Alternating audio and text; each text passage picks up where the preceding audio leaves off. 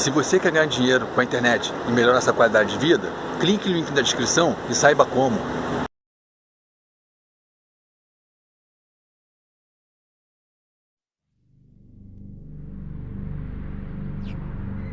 Faz cerca de 10 mil anos que os seres humanos habitam a América Latina, construindo impérios e culturas imponentes. No continente hoje, encontram-se algumas das maiores cidades do mundo. Mas toda a civilização é obra dos homens. Então, quanto tempo levaria para desaparecer o legado dos latino-americanos? Sem manutenção, submetidos ao clima e ao passar dos anos, quanto tempo durariam as construções que são o orgulho e a identidade do continente? Não importa como os humanos desaparecerão, pois não estarão mais aqui e deixarão para trás toda a história da civilização do planeta.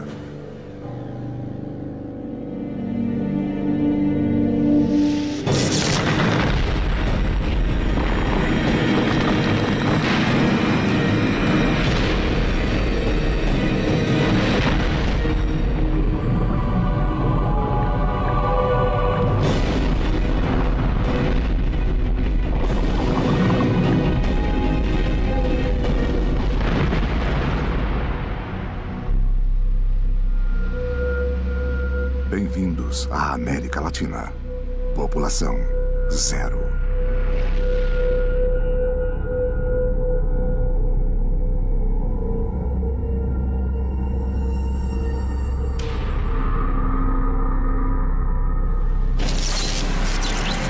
América Latina, sem ninguém.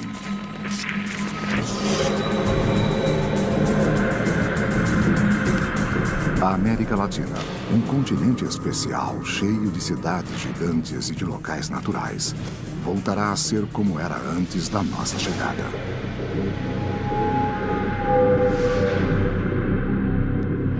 O que vai acontecer com esta dualidade? A cidade dura, de concreto, de vidro, de granito, que aloja um pedaço muito pequeno da verdadeira cidade latino-americana, porque a maior parte do tecido urbano é feito de imensas periferias precárias. Periferias também de tijolo e cimento e laje, mas periferias com muito menos capacidade de resiliência para o tempo e para tudo que vem depois. Como será que vão ficar essas periferias?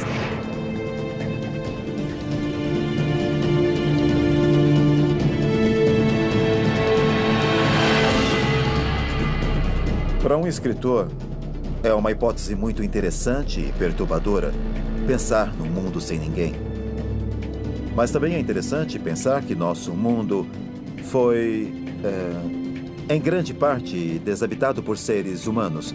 O ser humano ocupa, na história do planeta, apenas um fragmento de tempo. Portanto, não será novidade para o mundo não haver ninguém aqui.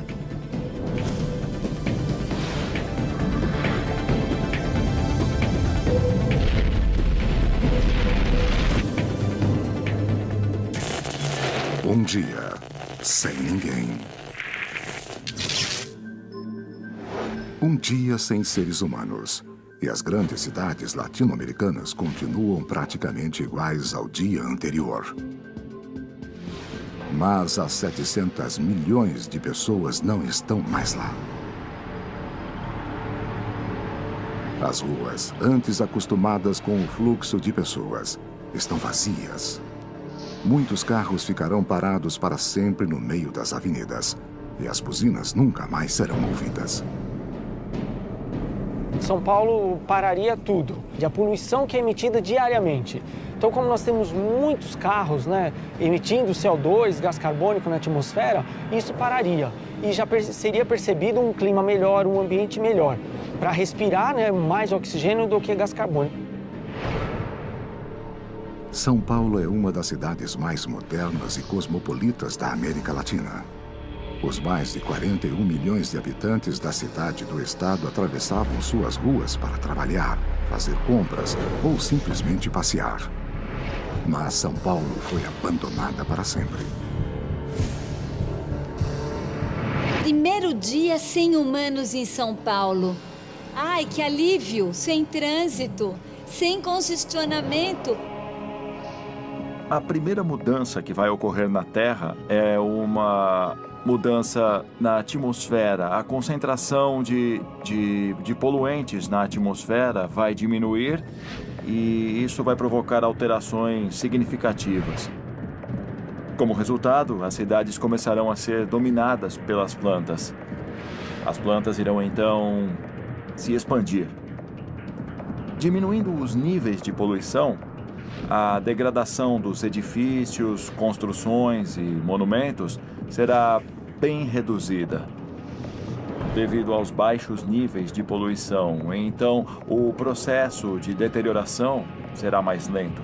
Mas isso não significa que não ocorrerá.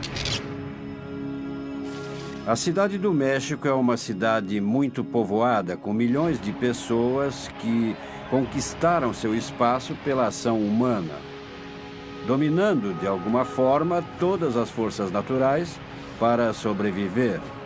Mas quando os sistemas falharem, um desastre pode acontecer.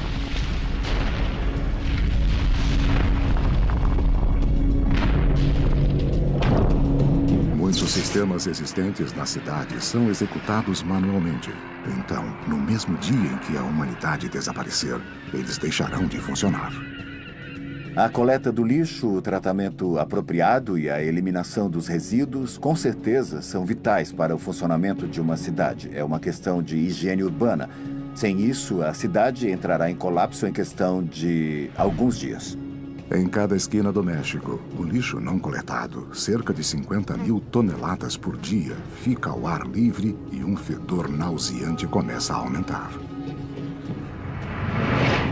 Enquanto isso, os milhões de animais que nos acompanham há milhares de anos têm de sobreviver por conta própria. Muitos animais ficarão presos dentro das casas. Alguns irão forçar a saída e muitos deles irão recuperar sua antiga vida, tanto os costumes e os hábitos, como a morfologia que possuíam originalmente. Há tantos cães na cidade do México que muitos proprietários os soltam ou eles mesmos conseguem fugir. E já se formou uma população de cães ferozes que andam ao redor dos vulcões pequenos e até atacam animais silvestres. Também mudarão a coloração e o comportamento, em outras palavras, a morfologia e o comportamento, porque muitos deles o homem levou a encontrar um conjunto de características benéficas, transformando-os em animais domésticos. Buenos Aires, com uma população bem menor que a cidade do México e São Paulo, também começa a sofrer as consequências do desaparecimento dos seres humanos. Os animais que têm uma chance maior de sobrevivência são os cães e os gatos.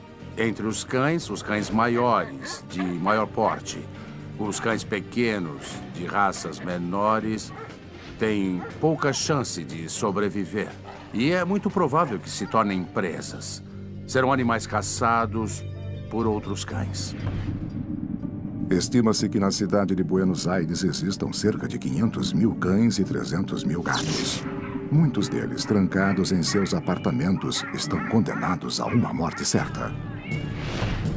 Os animais que fugirem de suas casas-prisões encontrarão as ruas vazias e precisarão começar a viver de outra forma. Lentamente, os animais de estimação dominarão as cidades. Enquanto a energia elétrica continuar a circular pelas cidades, os sistemas automáticos permanecerão em funcionamento, mas não por muito tempo. Devemos levar em consideração que a carga, se os humanos desaparecerem da face da Terra, irá diminuir gradualmente, certo? Essa variação de carga irá diminuir e então as estações geradoras começarão a parar. Não por causa do bloqueio, mas sim porque, na verdade, não haverá mais demanda a atender.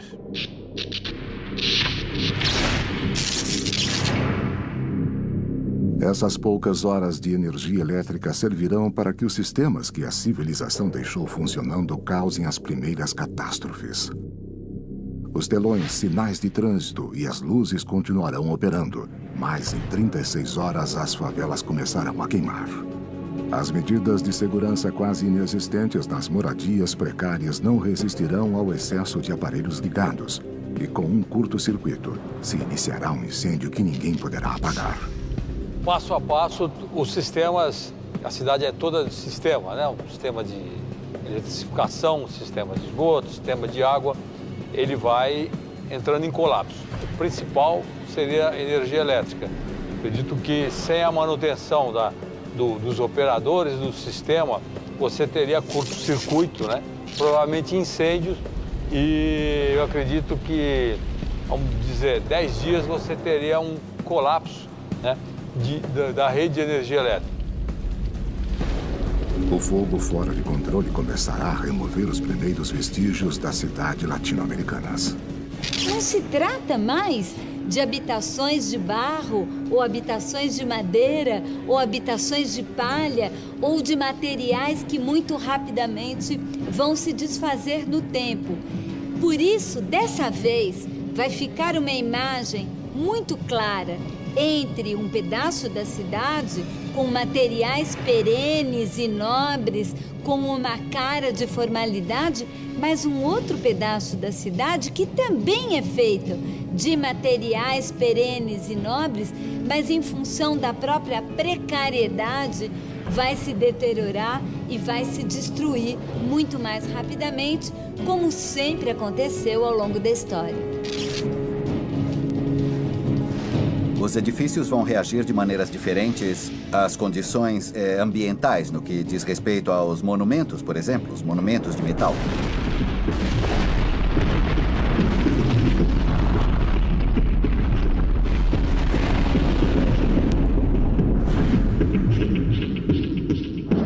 Há uma possibilidade significativa de que muitas dessas edificações ou símbolos que testemunharam a história, o desenvolvimento da história do nosso povo, prevalecerão, sem dúvida, desde que as condições meteorológicas permaneçam razoavelmente estáveis.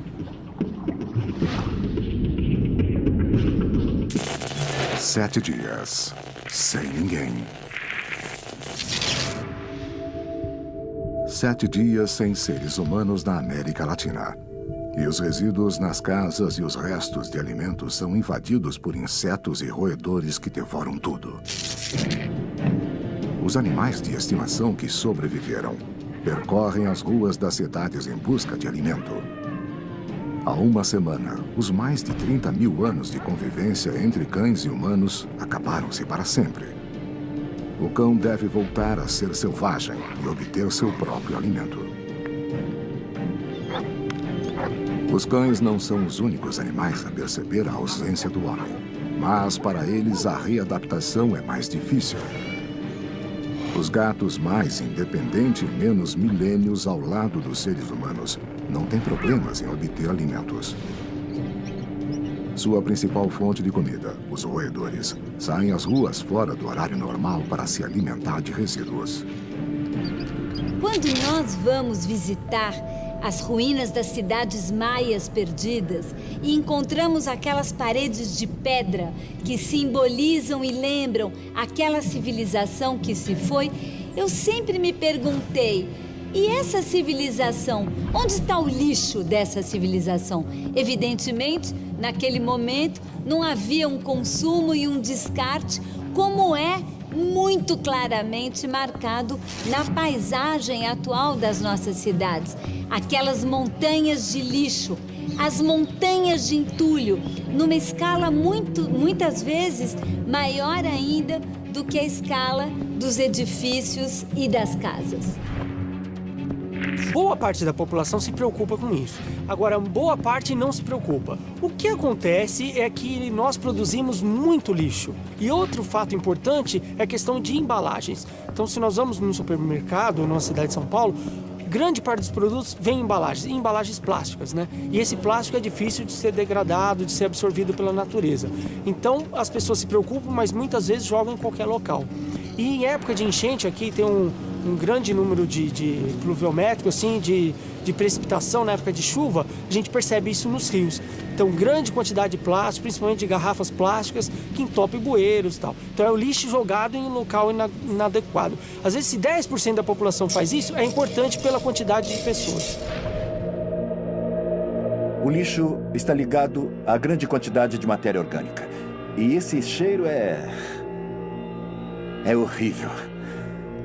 A queima de pneus velhos, a queima da borracha, de papel, plástico, celulose, seria pior do que um campo de petróleo queimando, mas com uma grande quantidade de diversos produtos químicos.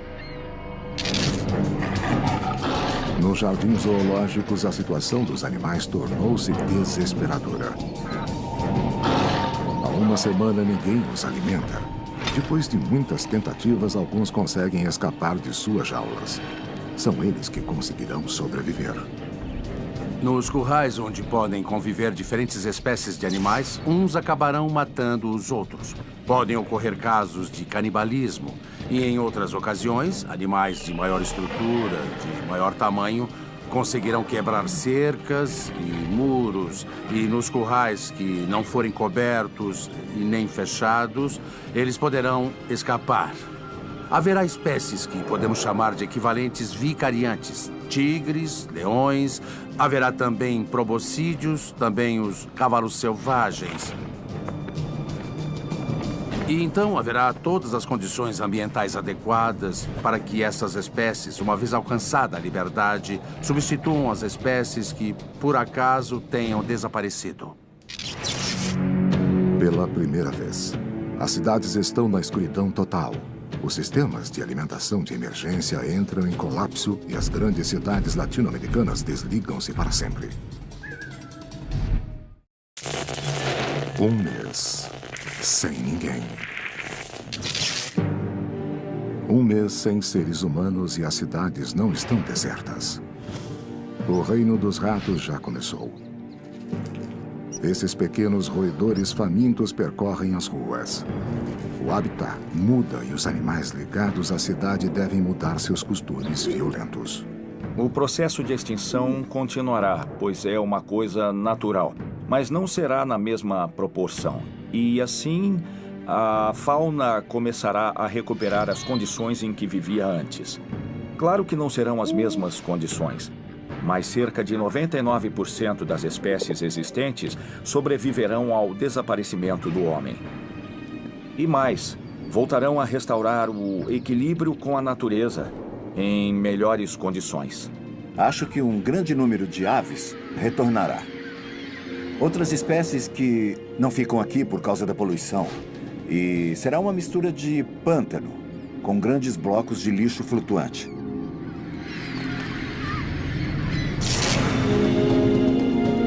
Na fronteira entre Brasil e Paraguai, no Rio Paraná, encontra-se a segunda maior hidrelétrica do mundo e a de maior potência. A usina de Itaipu gera 95% da energia consumida no Paraguai e 24% da necessária ao Brasil. Com 196 metros de altura e mais de 7 quilômetros de extensão, é considerada uma das grandes obras da engenharia do século XX. Para construí-la, foi utilizada a mesma quantidade de concreto que seria necessária para erguer 210 estádios de futebol do tamanho do Maracanã. A represa foi inaugurada em 1984, mas até hoje as paredes de concreto continuam em pé. O empreendimento levou cerca de 15 anos para ser construído, porque simultaneamente houve a construção civil e também a montagem eletromecânica das máquinas. A represa possui 3 pares de comportas que são usadas para aliviar a quantidade de água que se acumula no reservatório. Atualmente, a represa libera 11 mil metros cúbicos de água por segundo para controlar o nível. O reservatório possui mais de 200 quilômetros de altura e capacidade para 29 bilhões de metros cúbicos. Itaipu faz parte de um sistema de barragens hidrelétricas que estão distribuídas ao longo do Rio Paraná. A usina hidrelétrica de Itaipu é praticamente uma central de base, ou seja, A central tem uma maior eficiência operando em um regime mais estável. A capacidade existente é uma capacidade de pico.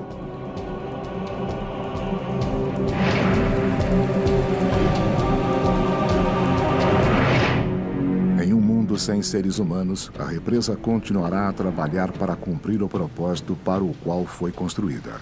Mas sem demanda de eletricidade, os 20 geradores começarão a desligar um a um. Sistemas de controle agem para manter uma frequência. Se não houver carga, haverá um aumento de frequência. Os dispositivos de controle irão desconectar os geradores e as turbinas continuarão girando no vazio. Estimo que em 6, no máximo 10 horas, as 18 unidades geradoras já estarão desligadas. Com as comportas fechadas, a energia e o fluxo do Rio Paraná em pouco tempo passarão do nível da represa. Possivelmente a água começará a subir com a ausência de seres humanos e passará pela crista da represa. Então se formará uma cachoeira nas comportas que estão no nível inferior. E a água começará a correr.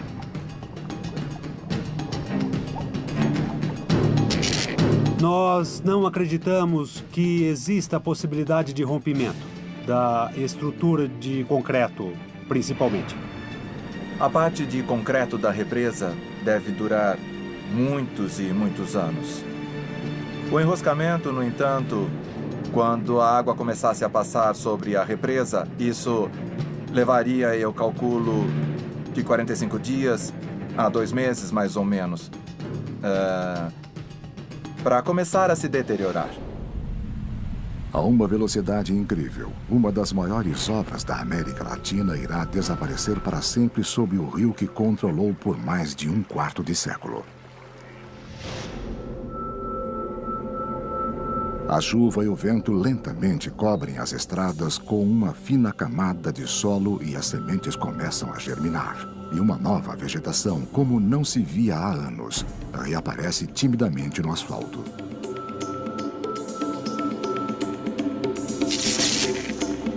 Os grandes predadores e os animais que conseguiram escapar do zoológico andam pelas ruas à procura de presas e descansam em parques, florestas e praças da cidade. A natureza da América Latina lentamente reclama seus direitos. Na cidade de São Paulo, a floresta atlântica, a vegetação que cobriu a região por milhares de anos, começa a entrar na cidade. A Mata Atlântica ela é um bioma assim, muito úmido, né, com uma chuva característica. Né? A precipitação de água é bem constante. Tanto é que a cidade de São Paulo é conhecida como Terra da Garoa.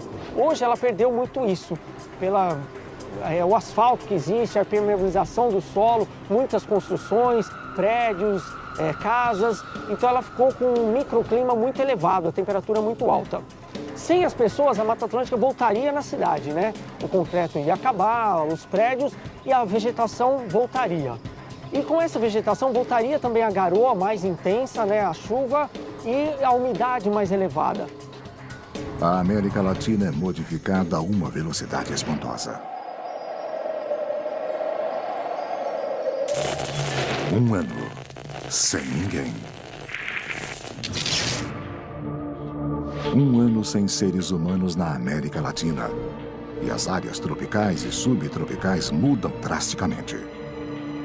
Os parques, eles, na época de chuva, na época de verão e primavera, a vegetação cresce muito. Tanto é que órgãos públicos, a prefeitura, tem que fazer a poda da grama, principalmente, das árvores, a cada 45 dias. Então, em 3 meses, a grama já estaria na altura da cintura de um homem adulto. Em 1 ano, ela estaria bem alta, a altura de 1,5 m ou mais, né? 1,80 m aproximadamente.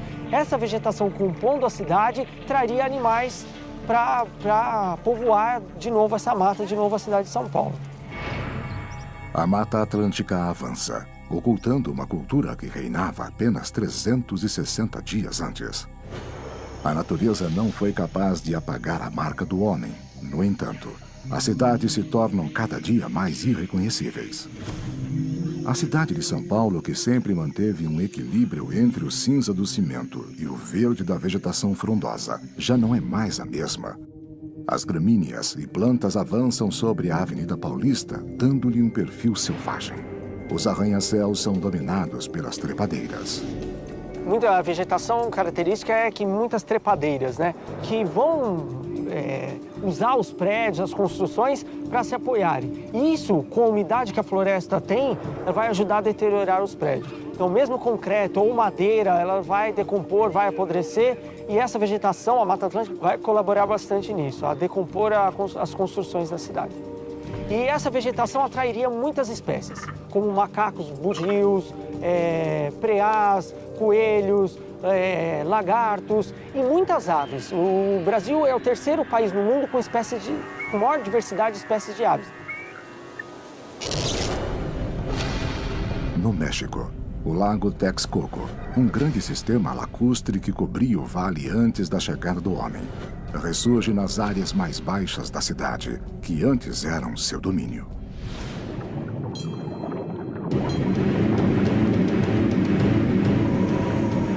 O vale era completamente preenchido de água, era um lago dividido em água doce e salgada. Havia uma represa separando as águas dos dois lagos. E a cidade começou a construir pequenas ilhas que gradualmente foram se consolidando e começavam a crescer, sendo ligadas por 4 pistas. A conquista foi feita de barco.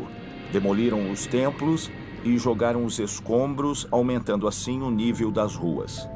Eu acho que toda a parte antiga, a Cidade Velha, do jeito que está agora, será inundada. A parte oriental, que é a parte mais populosa da cidade, será inundada. Então, cerca de 70% da população, as áreas mais populosas ficarão sob a água.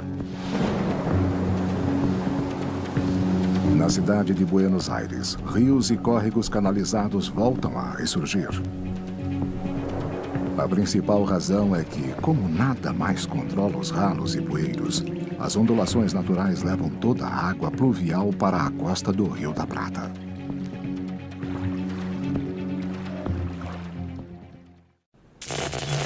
Dois anos sem ninguém. 2 anos sem seres humanos na América Latina. E na primavera, o obelisco de Buenos Aires e os prédios ao redor começam a ser cobertos por trepadeiras e plantas típicas da região. Nem todas são originais, já que muita vegetação adaptada pelo homem ao meio ambiente sobrevive ali. Na cidade do México, a água continua a erguer-se lentamente, escondendo e afundando para sempre uma das grandes culturas da América Latina e do mundo. É um divisor de águas, é uma bacia fechada que não está ligada ao mar naturalmente. Então, a tendência é que volte a se encher de água, causando uma inundação no primeiro ano ou em 2 anos. A flutuação normal da estação seca à estação chuvosa é de cerca de 7 metros. Então, seriam uns 10 metros em 2 anos de água sobre o nível atual. Pode ser muito interessante ver os prédios do centro caindo na água com a vegetação que retornará com um ecossistema formado por vegetação nativa, pássaros, peixes e outros. Seria muito interessante, quase como um filme futurista.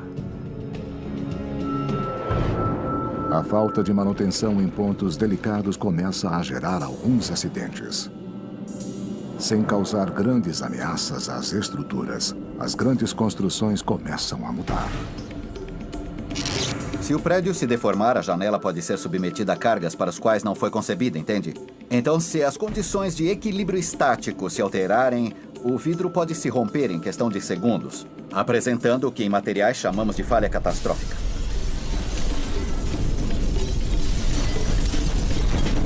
Então, haverá uma sequência de eventos que, uma vez começada com a degradação inicial do concreto, pode provocar outras coisas. O próprio vidro é quimicamente muito estável, pode durar séculos. Todos os edifícios, os materiais de construção das edificações, a pedra, o cimento, os materiais de alvenaria em geral, são porosos. Então, se a água se acumular no subsolo, ela começará a subir por capilaridade, amolecendo as bases desses edifícios. As áreas rurais, principalmente de cultivo e animais de pastoreio, também começam a sofrer com a partida do homem. Quando não houver mais humanos, não haverá mais agricultura nem pecuária. E essas pastagens naturais irão recuperar rapidamente o espaço. As culturas não sobreviveriam porque são delicadas. E as espécies que estão mais adaptadas ao meio e que foram eliminadas pelos seres humanos foram removidas e foram subjugadas em prol do cultivo, quando as culturas não tiveram cuidado adequado. Essas espécies que estão bem adaptadas ao ambiente irão ocupar o espaço. As culturas não sobreviverão. Provavelmente com os animais aconteça algo semelhante, mas não tão rapidamente como com a agricultura. Os animais se tornarão indomados, as espécies mais adaptadas ao ambiente sobreviverão. Os que tiverem mais defesas e irão conviver após um equilíbrio natural juntamente com a fauna selvagem. A última safra colhida pelos seres humanos permanece armazenada em silos. Mas dentro desses reservatórios enormes, os grãos fermentam perigosamente. Um grão é danificado por razões físicas, ou seja, por teor de água, temperatura e umidade. E por razões biológicas, devido a insetos, ou fungos, ou roedores, ou por questões técnicas devido ao manejo dos grãos, ou seja, se foram guardados úmidos ou se estavam partidos, machucados. Sem seres humanos, esses grãos permanecem inalterados, resultado dos inseticidas que os protegem. Então, a partir desse momento, se houver a hipótese dos insetos atacarem, grão será transformado praticamente em matéria inerte. E talvez isso cause algum tipo de superaquecimento, podendo levar também a algum processo, inclusive a combustão espontânea. Esses silos enormes, com centenas de toneladas em seu interior, explodem de uma forma que nunca teria ocorrido no tempo dos seres humanos. Mas sem eles, não há como evitar. As explosões perturbam a vida pacífica das pradarias, que já haviam se desacostumado ao som dos tratores e colheitadeiras. 5 anos, sem ninguém. 5 anos sem seres humanos na América Latina. Os grandes edifícios da capital do Chile, Santiago, começam a ser cobertos por eras. Esses prédios enormes estão cheios de vida. As aves de rapina da região encontraram um novo lugar para fazer seus ninhos. Os prédios abandonados vão servir também como um refúgio para aves selvagens e outras espécies de mamíferos em liberdade, podemos dizer. Na cidade litorânea de Praia Grande, no Brasil, o ar salgado trabalhou rapidamente nos ferros de edifícios. No caso das obras litorâneas, próximas ao mar, aí sim nós teríamos o ataque da maresia, que também ataca as estruturas de concreto armado. Então, as estruturas próximas ao mar se deteriorariam mais rapidamente do que as que estão no interior. 10 anos sem ninguém. 10 anos depois que o último homem andou pela América Latina, as cidades mudaram drasticamente. Os milhares e milhares de carros que ficaram paralisados em ruas e avenidas são devorados por 2 inimigos que competem entre si e se complementam: a ferrugem e a vegetação. As condições atmosféricas ao nível do mar são muito mais agressivas em termos de corrosão. A umidade, por exemplo, a umidade relativa do ar é muito maior. Então, nesse sentido, os metais que formam as peças de um carro, sem dúvida, tendem a ser corroídas muito mais rápido do que aqui, na altitude da Cidade do México. O lago Texcoco, no Vale do México, já voltou a seu nível anterior. A Praça do Zócalo, centro da cidade na época dos seres humanos, desapareceu debaixo da água. O Palácio Nacional e a Catedral Metropolitana estão parcialmente submersos. A água enfraqueceu suas bases e basta um tremor de pequeno porte para que caiam e afundem para sempre. As inundações de 5 ou 7 metros de profundidade podem até mesmo melhorar. Saiu um pedaço de prédio e a água começa a penetrar em seu interior como se fosse um barco. Então eu acho que pode ser muito interessante. 20 anos sem ninguém. 20 anos se passaram desde o desaparecimento da raça humana e a natureza avança desenfreadamente. Na cidade de São Paulo, o monumento às bandeiras próximo ao Parque do Ibirapuera mudou. A natureza voltou a dominar o local e a vegetação avança sobre o monumento de 50 metros de comprimento e 16 de altura. O Ibirapuera parece mais uma floresta selvagem do que o Parque do Tempo dos Humanos. Os mais de 50 parques e áreas protegidas de São Paulo já deixaram seus limites e devoram uma cidade que parecia dominar para sempre a natureza. Em 2 décadas, o processo natural em todo o continente já foi restaurado. O processo natural, em geral, é que os lagos se encham de sedimentos e a quantidade de água ocupe maior extensão, que haja mais evaporação, que os sais se precipitem e a vegetação vá mudando. Nunca voltará a ser o mesmo, mas no sul a vegetação se recuperará mais rápido. E também, com um maior número de lagos, virão mais aves, com mais sementes e mais pólen. No norte, onde há menos oferta de água limpa, será uma área pantanosa, insalubre, mas que possivelmente acabará com os sistemas de drenagem e chegará a níveis mais elevados. 20 anos após a partida dos seres humanos e os outrora modernos arranha-céus de La Portada, em Santiago do Chile, abrigam uma nova vida em seu interior. As espécies que habitariam o local serão as voadoras. Com certeza se transformará em um ninho de condores, de aves nativas. Provavelmente também haverá roedores e gatos que de algum modo conseguiriam subir no local e provavelmente se tornará um edifício bem interessante quando habitado por esses novos seres. Há morcegos que dispersam sementes, são polinizadores, ou mesmo podem carregar pólen ou sementes que caem nesses lugares e começam a crescer. Então, acho que poderia se formar um ecossistema. Os pombos certamente poderão sobreviver. Camundongos e ratos, que são onívoros e se alimentam do que encontram, são os primeiros animais a sobreviver. Mas se eles sobreviverem, talvez alguns outros predadores, como os gatos, possam sobreviver.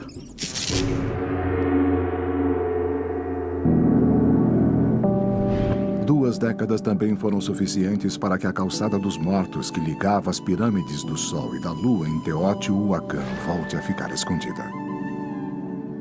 A Calçada dos Mortos é uma série de pátios em diferentes níveis. Não é uma avenida, não é uma calçada como a conhecemos. E muitos templos têm suas fachadas principais e escadas em direção à Calçada dos Mortos. A parte superior, retangular, que é como um grande painel, parte dela virá abaixo.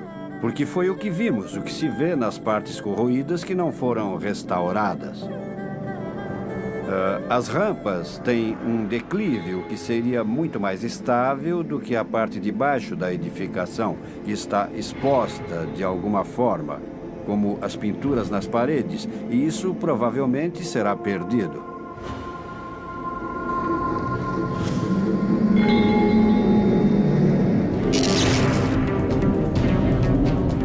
A América Latina mudou rapidamente. A erosão, a passagem do tempo e a natureza começaram a apagar os vestígios de nossa estada no planeta. –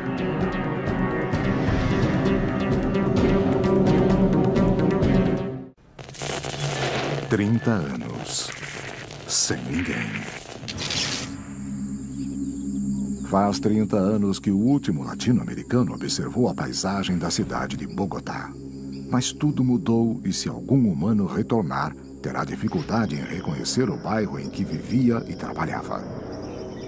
A floresta tem avançado pela cidade. Casas, edifícios e estradas se escondem sob a vegetação. Esta cidade que viveu e se desenvolveu por mais de 500 anos não conseguiu sobreviver ao desaparecimento dos colombianos.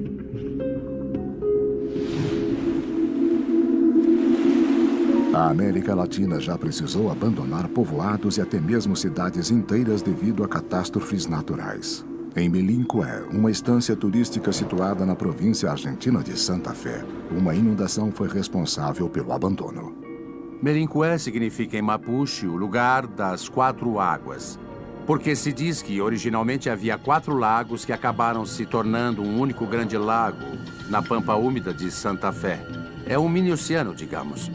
Tem um lago de cerca de 150 mil hectares. É uma bacia que tem um desnível em relação aos outros locais de 14 metros de profundidade.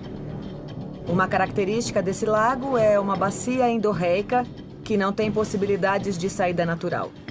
Por isso, decidiram diminuir o nível do lago com um sistema artificial de bombeamento.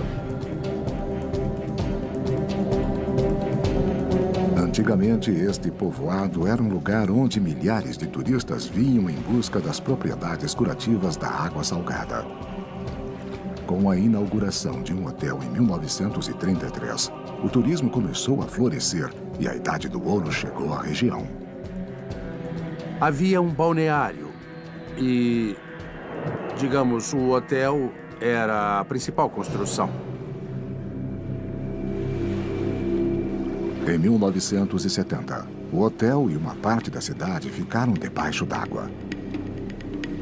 30 anos foram suficientes para que a água destruísse tudo na região. Houve uma forte chuva, 300 milímetros mais ou menos, e isso causou a inundação e a elevação do nível das águas do lago.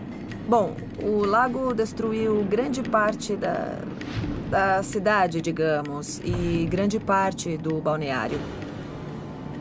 Tinha chegado no povoado, o cemitério estava debaixo d'água, por exemplo, e tinha chegado a quase 3, 4, 5, 6 quarteirões dentro do povoado.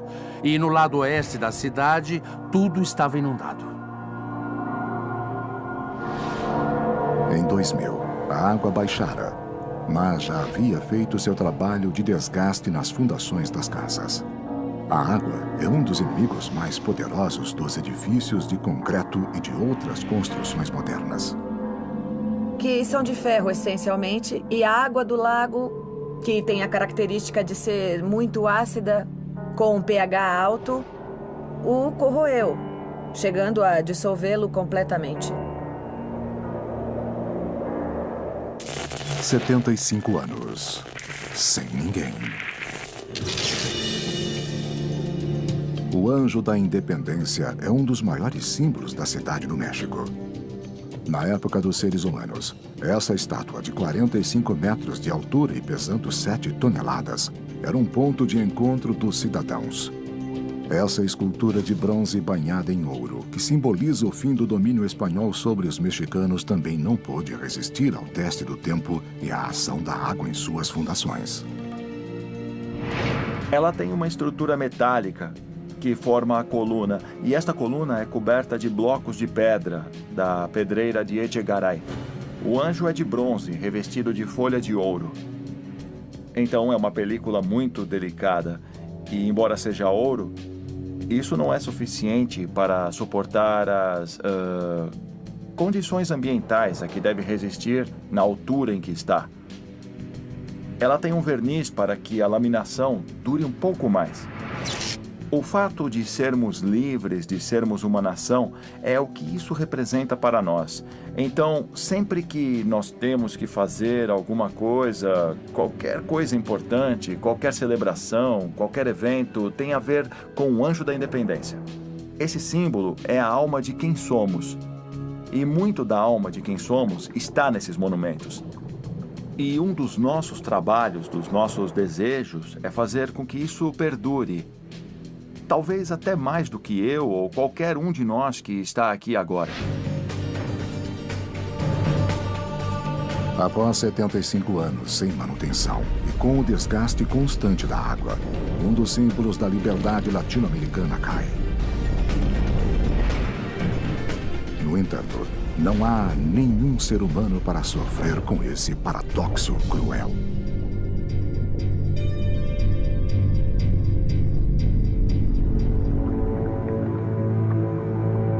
Milhares de quilômetros de distância, o obelisco de Buenos Aires, um dos símbolos da cidade, sobreviveu graças às características geologicamente estáveis da região.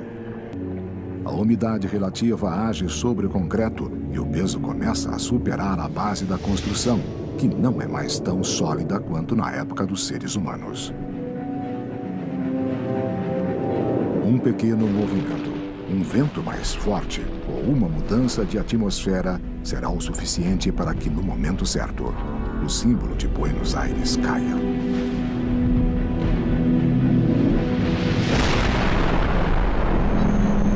Algumas aves, antas e avestruzes que voltaram à região que habitavam antes dos seres humanos são as únicas testemunhas da queda do monumento.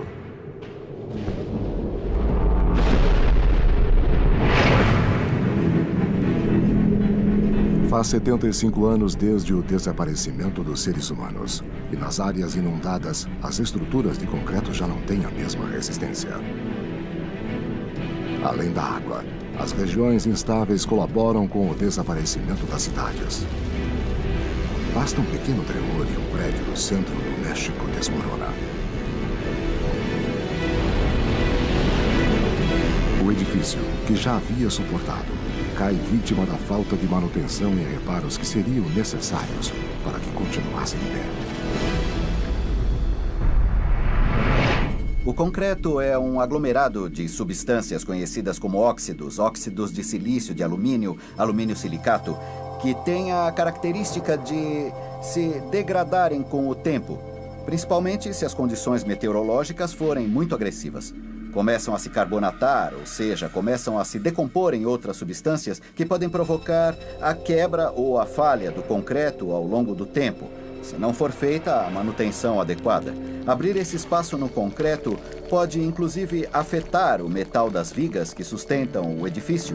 E, se essa corrosão atingir as vigas metálicas, eventualmente elas podem falhar. E em último caso, podem até causar a queda do edifício.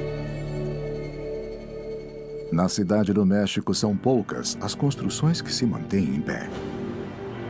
Este vale imponente lembra vagamente o lugar por onde andaram pela última vez os mexicanos. – 75 anos. Sem ninguém.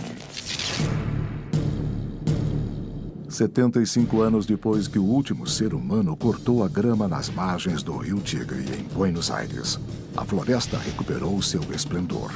O Rio Paraná já superou todas as barragens que diminuíam seu fluxo e voltou ao normal. As áreas ao redor são extremamente férteis devido às condições meteorológicas e à enorme quantidade de limo no rio. Esta combinação deu ao local, antes do tempo dos humanos, uma biodiversidade extraordinária que lentamente começa a se reinstalar na região.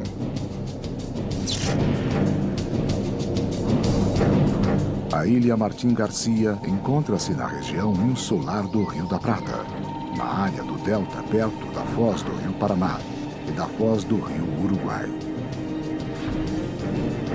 Estas terras são ricas em vegetação e sempre foram depositárias dos elementos trazidos pelos rios.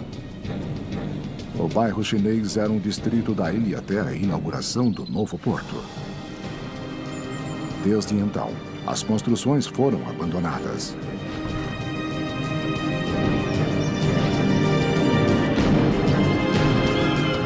A natureza lentamente tem se adaptado, incorporando cada casa, cada quarto, como parte de sua geografia. Um século sem ninguém. Um século se passou desde que a América Latina era habitada por humanos. As cidades desapareceram debaixo da vegetação. Boa parte dessas cidades foram cidades construídas para os automóveis. Então imagino aquele monte de sistemas viários, como nós dizemos em português, os espaguetes viários, os viadutos, lotados de carros sem ninguém. O que vai acontecer com essa imensa infraestrutura viária?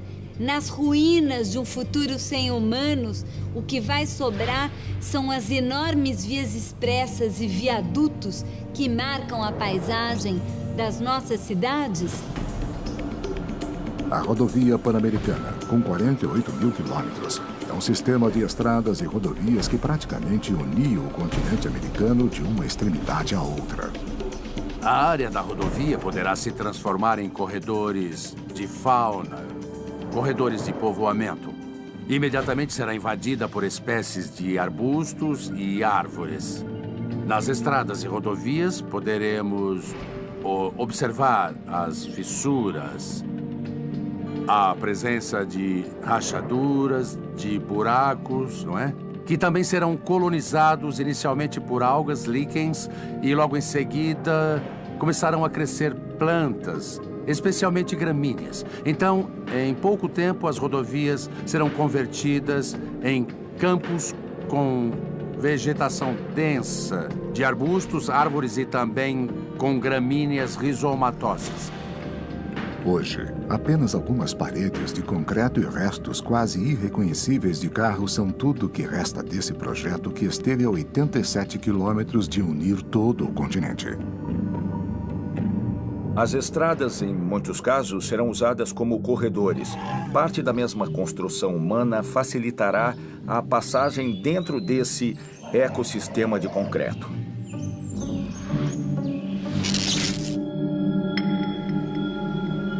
A Ilha Martín Garcia foi descoberta em 1516 pela expedição de Juan Díaz de Solís e foi transformada em prisão em 1765. Com a criação do vice-reino do Rio da Prata, tornou-se uma guarnição militar. O antigo presídio da Ilha Martín Garcia está há mais de 100 anos abandonado. Sua construção não resistiu. Suas ruínas são apenas indícios de seu antigo esplendor e a natureza já faz parte de sua fundação.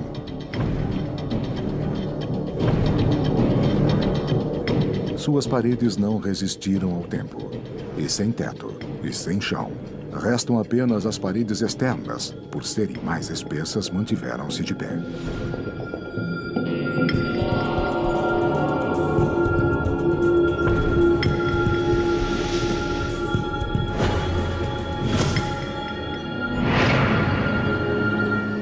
Em 100 anos, a natureza impôs seu poder. No tempo dos humanos, ela viu seu espaço diminuir, muitas vezes rendendo-se a cidades imponentes. Hoje, os animais não se lembram dessas alterações e descansam em locais que no tempo dos homens seriam impensáveis.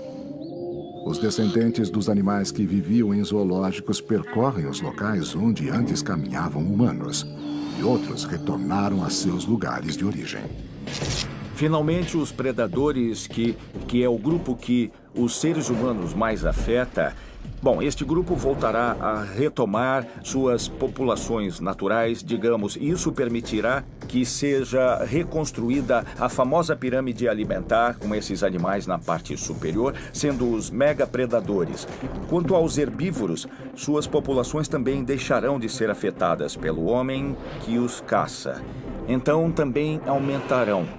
E, novamente, voltará ao ciclo natural desses grandes herbívoros, que é alimentar os grandes carnívoros. 100 anos também marca o começo do fim das grandes construções projetadas para resistir ao tempo. No topo do Morro do Corcovado, o Cristo Redentor, símbolo da cidade do Rio de Janeiro e uma das 7 maravilhas modernas do mundo, observa um planeta sem seres humanos. Esta enorme construção de 38 metros de altura e mais de 1.000 toneladas também não fica alheia ao desaparecimento das pessoas. O concreto é um material de construção que foi desenvolvido a partir de um aglomerante básico que é o cimento. Esse cimento, apesar de ele ser produzido em larga escala e ter um custo barato, ele é um produto industrial que requer muita tecnologia. Tão incrível que nós conseguimos fazer o que a natureza levaria milhões de anos para fazer, que seria uma rocha, se nós conseguiríamos produzir essa mesma peça com a forma e a geometria aqui desejada pelo homem em muito pouco tempo. No entanto, um século sem manutenção foi o suficiente para que a natureza escale a estrutura e comece a desgastá-la de forma que as construções modernas não podem resistir. As trepadeiras que iriam invadir as edificações e esconder essas edificações e criar ambientes propícios justamente ao desenvolvimento de fungos, porque eles praticamente convivem numa simbiose. Então, eu diria que as plantas teriam um papel de ajudar nessa deterioração. E a raiz tem um poder de expansão destrutivo por causa das suas forças de expansão, e ela iria destruindo as estruturas, as fundações das estruturas.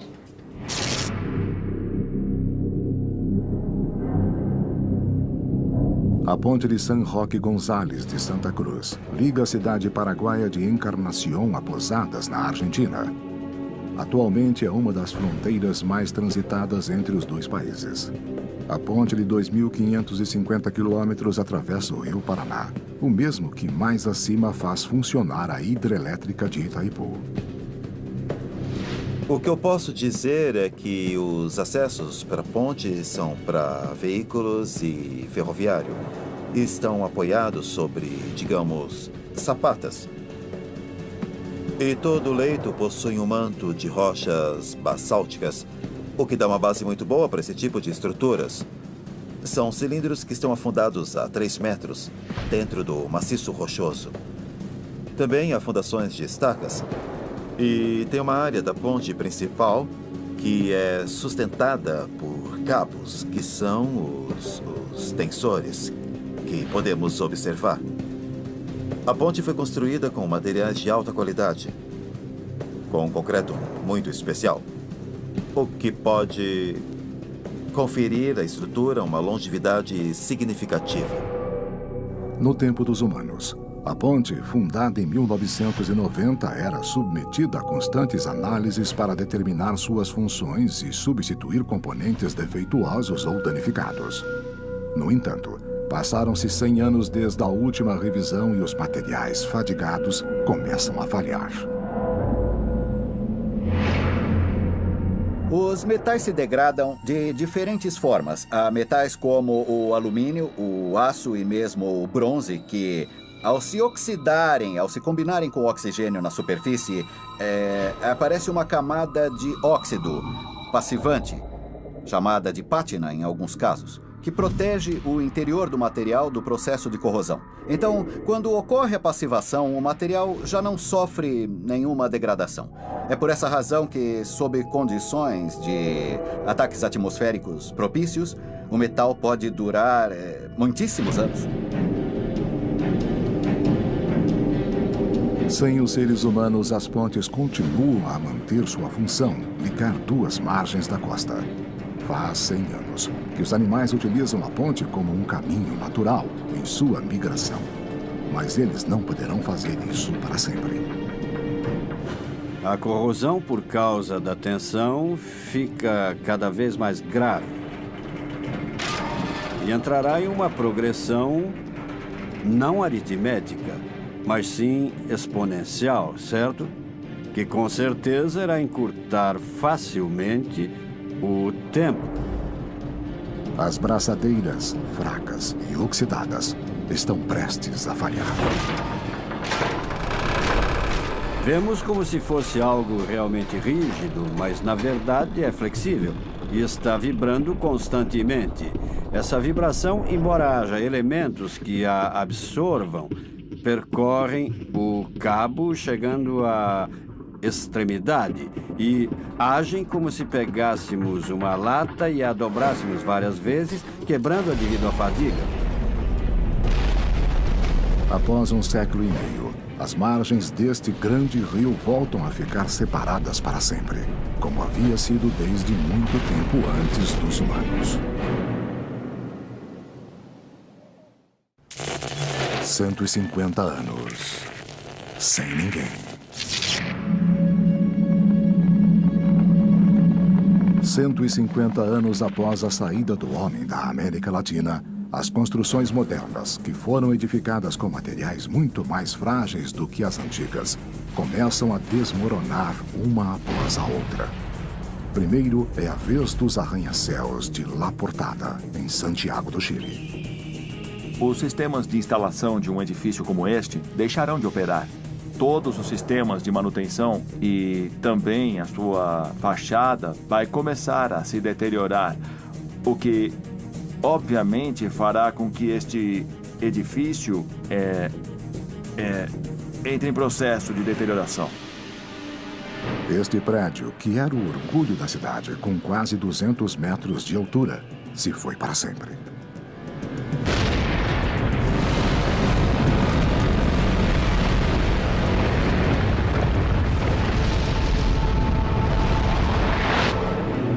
São Paulo, durante o tempo dos humanos, chegou a ter mais de 5.600 prédios com mais de 35 metros, perdendo apenas para Hong Kong e Nova York. Mas tudo mudou. 150 anos foram suficientes para que os mais poderosos gigantes, construídos para desafiar o clima, a lei da gravidade e a natureza, acabem se rendendo ao tempo.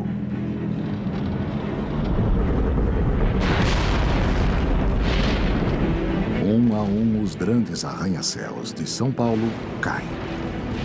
O edifício Copan, um dos mais emblemáticos de São Paulo, com 140 metros de altura, desaba. Os prédios desaparecem e São Paulo recupera suas paisagens originais. Portanto, todas as estruturas que até agora a humanidade construiu terão, de alguma forma, um fator de sobrevivência que depende fortemente do material utilizado. As cidades ainda conservam suas formas. Os arbustos escondem seu esplendor, mas o solo é o mesmo. E essa característica também está prestes a mudar para sempre.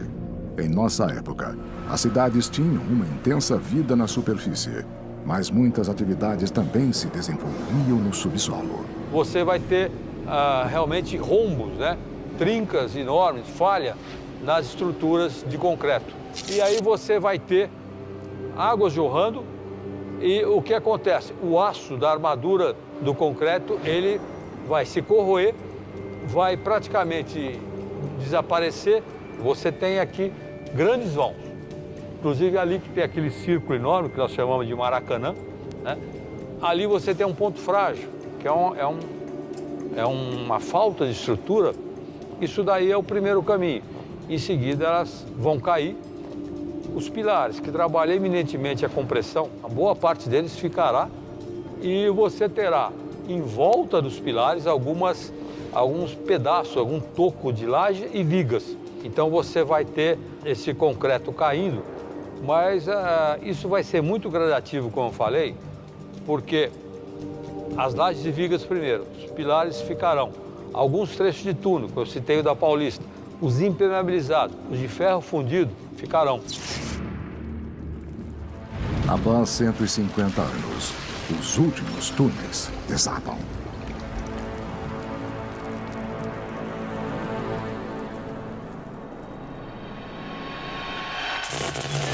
"200 anos sem ninguém."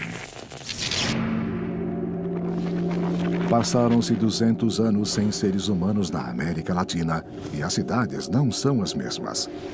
As áreas florestais do continente mostram 200 anos de abandono. Regiões que foram habitadas, onde grandes civilizações foram construídas e, mais tarde, abandonadas. As missões jesuíticas foram estabelecidas em território espanhol no século 27, nas regiões das províncias do Paraguai e do Rio da Prata. O objetivo dos jesuítas era construir cidades para os Guarani. Lá, eles ensinavam a cultura ocidental e evangelizavam os nativos, enquanto aprendiam costumes locais. Esse sincretismo se refletiu na arte e nas construções erguidas.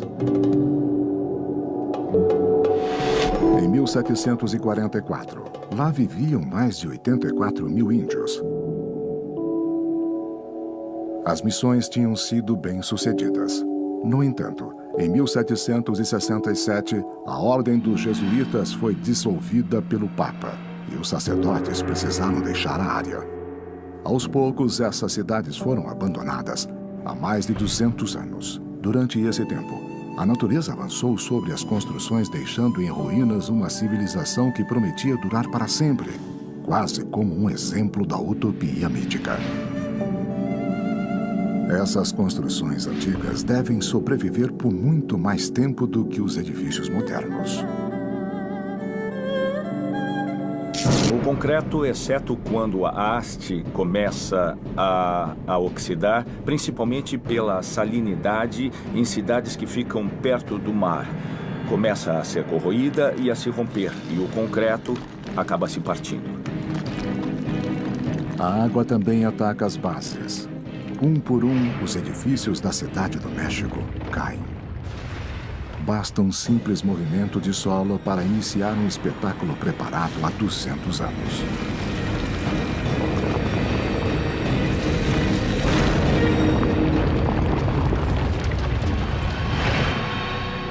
O Cristo Redentor, inaugurado em 1931 na cidade do Rio de Janeiro, começa a mudar de forma para sempre. O elemento mais importante do monumento não é a sua existência física, mas é o elemento simbólico que ele carrega na relação com aquelas pessoas. O Corcovado, o Cristo Redentor no Rio de Janeiro, além de ser belo e de a partir dele se ter uma bela vista da cidade, ele representa também uma civilização, a civilização carioca do morador do Rio, e ele só tem significado enquanto essa civilização perdura. Portanto, eu não vejo como possa existir um monumento sem a civilização que lhe confere um significado e uma importância. Um de seus braços enfraquecido cai com o próprio peso. –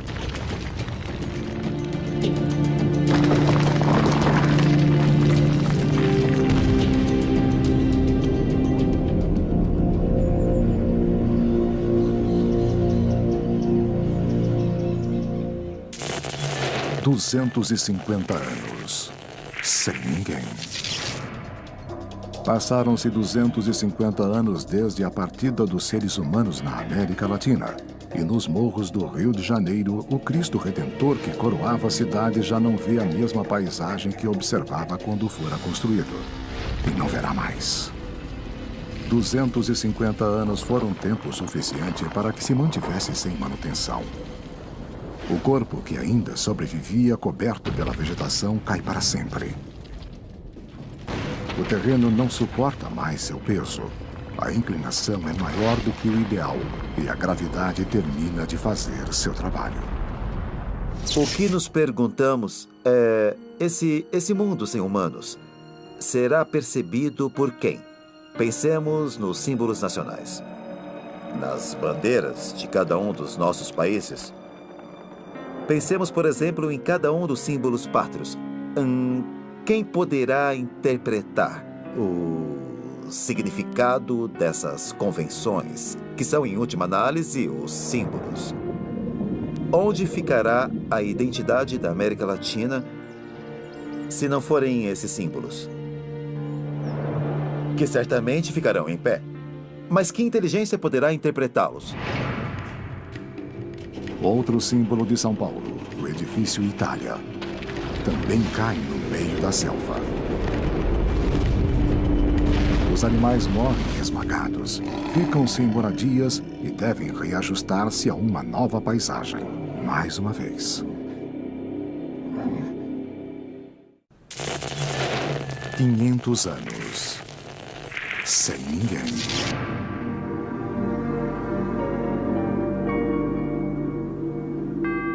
Quinhentos anos se passaram desde que o último latino-americano pisou neste local que em nada se parece com o que conhecíamos. Na antiga cidade de São Paulo, os imponentes edifícios foram caindo um a um. As ruas enormes cheias de carros foram apagadas pela vegetação. Os parques ultrapassaram todos os limites e tornaram-se selvagens de novo. Os milhões de seres humanos que habitavam a cidade foram substituídos por animais que regressaram e outros que precisaram adaptar-se.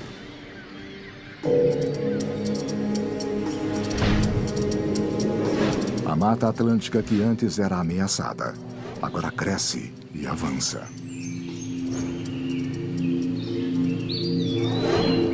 A Mata Atlântica é um bioma muito importante no Brasil e é único, só existe no Brasil. Hoje, infelizmente, só existe 7% de Mata Atlântica que existia originalmente em 1500. Essa Mata Atlântica está mais concentrada no estado de São Paulo e na borda da cidade de São Paulo. E ela tem uma vegetação muito rica e uma diversidade de espécies animais também muito rica. E isso é importante para a cidade de São Paulo. Se a cidade de São Paulo não existisse, não tivesse mais pessoas, essa mata iria voltar onde ela é originalmente, aqui na cidade de São Paulo. O Rio da Prata devorou uma parte da cidade de Buenos Aires. E o restante foi destruído pela vegetação, rios e córregos que retornaram ao território. O México recuperou totalmente seu sistema lacustre. A urbanização que começara 1.200 anos atrás, quando os astecas encontraram Quetzal com a serpente na boca, um símbolo de que era o lugar indicado pelos deuses para fundar sua cidade, se foi para sempre. 1000 anos. Sem ninguém.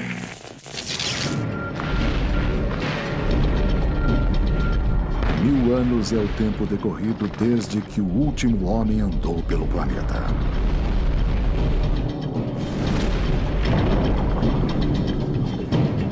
Nenhum latino-americano conseguiria reconhecer seu lar.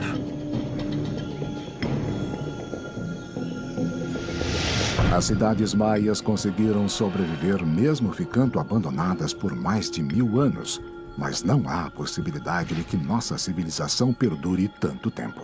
Porque não tem tanta massa como nós temos na pirâmide, e os espaços vazios que ele tem daria para criar ambientes para se desenvolver a deterioração nos espaços vazios. Mas nós temos edifícios vários com resistências muito elevadas, e essas peças com resistências elevadas se manteriam por muitos anos, por 1000, 2000 anos, seguramente sem nenhum problema. O que eu acho que pode sobrar como uma marca, 1000 anos depois, são os estádios de futebol. Embora as grades caiam gradualmente, eles são projetados para cargas móveis. São como grandes vasos e serão facilmente reconhecidos em fotografias aéreas. Talvez não seja um legado intencional, mas serão facilmente identificados os estádios de futebol. Nada é tão simbólico, tão importante, tão monumental como os nossos estádios de futebol. Maracanã, La Boca, Morumbi, esses são monumentos que vão ficar e vão representar uma civilização que tinha no futebol um dos elementos mais importantes da cultura urbana latino-americana.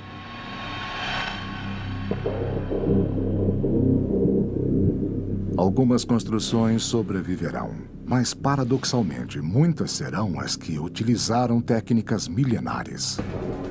Muitas construções que consideramos antigas ainda estão em pé. Então, há as construções maias, onde a cidade foi tomada pela selva. E agora vemos como o templo Se ergue sobre as árvores em perfeitas condições, como se tivesse acabado de construí-lo. Em quase todos os casos, as raízes das árvores destruíram a construção original, mas a pedra tem uma durabilidade muito importante. Os telhados de palha e os elementos de madeira, é claro que desapareceram, mas a pedra permaneceu, como acontece nas construções romanas ou nas construções egípcias e gregas.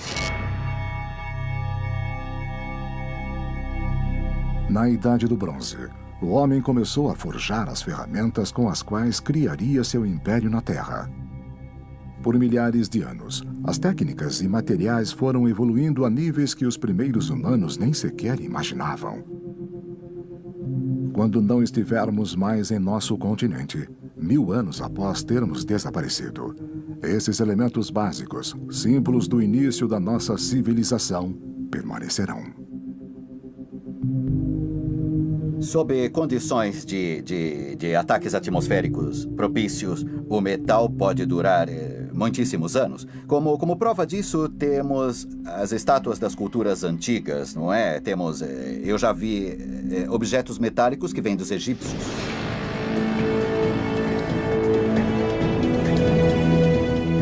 Na Cidade do México, encontra-se a segunda maior escultura de bronze do mundo, El Cabalito. El Cabalito foi uma proeza em si mesma. É a estátua equestre de Carlos IV, que chegou ao poder em 1788 e terminou em 1808. O vice-rei tentou bajular o rei da Espanha e sugeriu a construção da mesma. O problema é que, a princípio, não havia dinheiro e a fizeram de madeira. Ela foi colocada na base e, em menos de 2 ou 3 anos, desapareceu, estragou. E para conseguir o bronze, levou-se mais 3 anos para ter matéria-prima suficiente, estanho e cobre, para fazê-la. É obra de um dos maiores arquitetos e escultores da época na Nova Espanha, que se chamava Manuel Tossa. É o último esforço importante da monarquia espanhola na Nova Espanha e foi o início da independência. No fundo do lago Texcoco, a estátua ainda mantém sua forma e talvez, algum dia, um ser inteligente a encontre.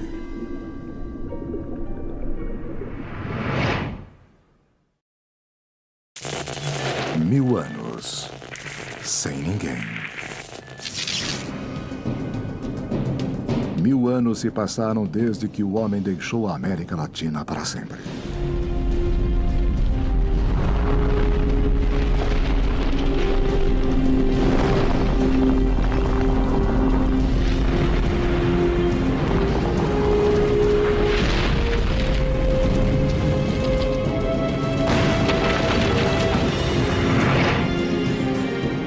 As terras voltam a ser virgens e permanecem como quando o homem pisou pela primeira vez em seu território, mais de 11.000 anos antes. Há poucos sinais da nossa civilização que ainda perduram sobre a face do continente.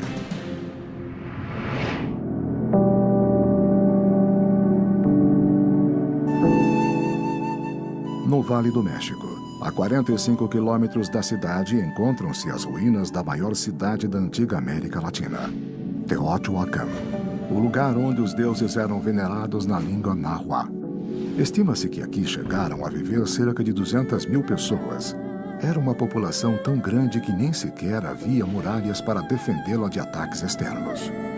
Teotihuacan é a parte da civilização mesoamericana de um período muito especial, que é o famoso período clássico. Então, Teotihuacan manifesta-se como uma cidade. Foi uma das maiores ocupações urbanas do continente. No entanto, um dia a cidade começou a ser abandonada e em 650 depois de Cristo estava completamente vazia. Sua existência nunca foi esquecida, mas ela nunca voltou a ser povoada como em seus dias de glória. Hoje há ruínas pelos mais de 21 quilômetros quadrados que continham a cidade. Mas a maior concentração de construções esculpidas está concentrada em torno dos principais monumentos, as pirâmides do Sol e da Lua. Em algum momento não havia controle e a população foi abandonando a cidade. Muitos ficaram, muitas construções pegaram fogo, muitas pessoas morreram. A cidade ficou com poucos habitantes, mas já tinha deixado de atuar como centro político, como centro da Mesoamérica. Parece que durante 150 anos havia uma população em partes da cidade, não foi um abandono, pode-se dizer, repentino, até que chegou um momento na época tolteca e asteca que já não havia Teotihuacan. Embora essas impressionantes construções tenham sido restauradas, elas ficaram abandonadas por 1.300 anos. Uma cidade atual com essa idade, sem nenhuma manutenção, estaria bem diferente. Eram materiais antigos que só eram utilizados, atenção, em grandes construções. As casas das pessoas eram feitas de outros materiais, mais perecíveis.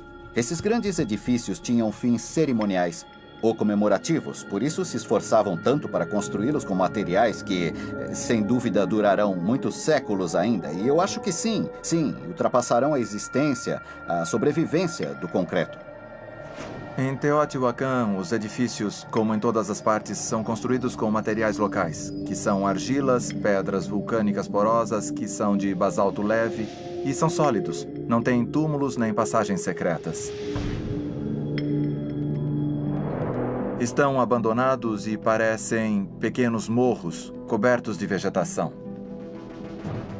Este é um clima de deserto, então ainda há provavelmente muitos edifícios ainda não explorados, o que pode nos dar uma boa ideia de como estavam os explorados, com árvores de pirum, nopal, palo dulce, mas é a vegetação local, então não parecem construções, parecem morros. E a vegetação está concentrada porque o solo é rochoso e não permite o cultivo, então quando não há áreas de cultivo para os agricultores modernos, é um terreno abandonado. Essa paisagem ondulada e árida é o presente de uma das culturas mais importantes que já viveram em nosso planeta. Cidade do México, onde algumas construções de pedra, herdadas dos primeiros colonos da região, se recusam a desaparecer.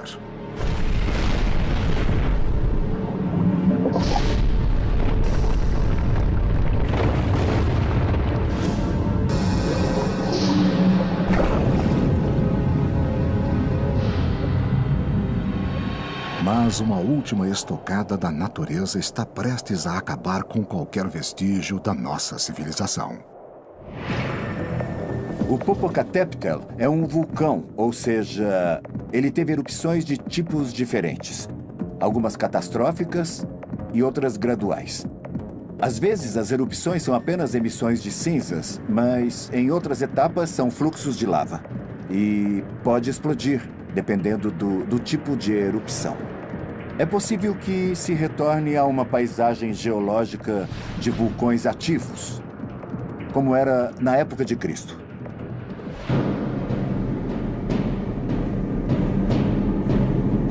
A zona de perigo imediato é a zona de Xochimilco, o Pedregal de San Ángel, a universidade.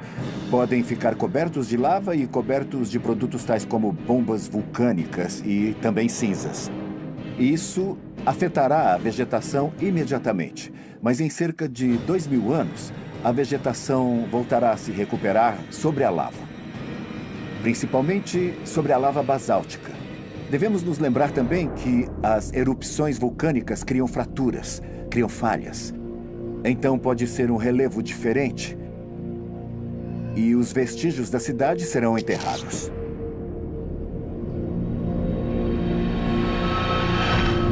O Popocatépetl, ou Montanha Fumegante no idioma náhuatl, se encontra a 55 quilômetros da cidade do México. Este vulcão, que dormiu por 1000 anos, acorda para terminar para sempre com os vestígios da Cidade do México.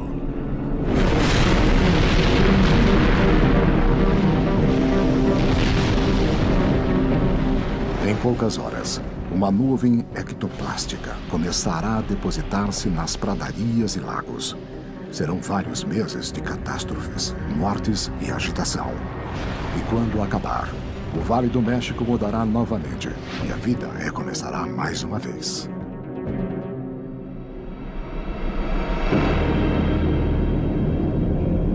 O que entenderia uma inteligência alienígena na Terra se chegasse e visse a nossa civilização, as nossas cidades destruídas? O que entenderia?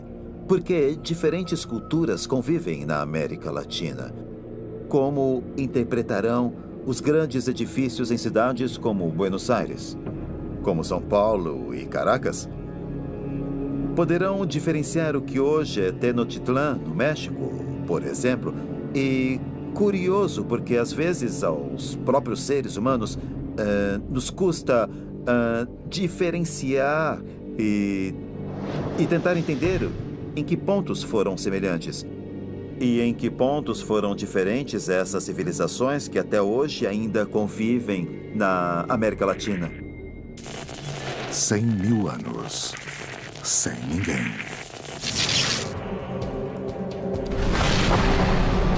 Cem mil anos se passaram desde a partida da humanidade e a América Latina descansa enquanto a próxima evolução ocorre. E começa a tomar forma em algum lugar do planeta. Muito lentamente, a nova espécie que em milhões de anos nos substituirá. Enquanto isso, a natureza tem prevalecido, apagando para sempre os vestígios de nossa civilização. O mundo continua a mudar e evoluir. Novas espécies surgem e outras desaparecem. Se você quer ganhar dinheiro com a internet e melhorar sua qualidade de vida, clique no link da descrição e saiba como.